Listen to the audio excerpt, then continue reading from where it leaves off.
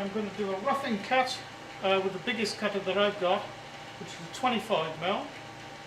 Then I'm going to cut the design with a 6mm ball nose and then a 3mm ball nose. So here we go.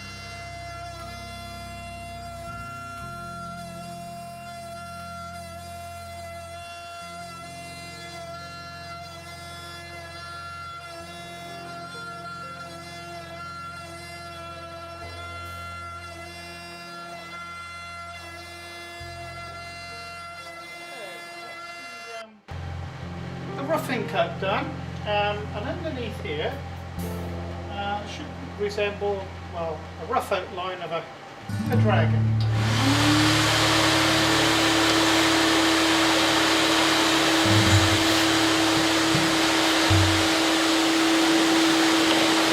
So that's the result of a 25mm cutter, and it has just roughed out, taken a lot of the excess material away. And now we'll put the 6mm ball nose in, and it should be quite different when that one's finished.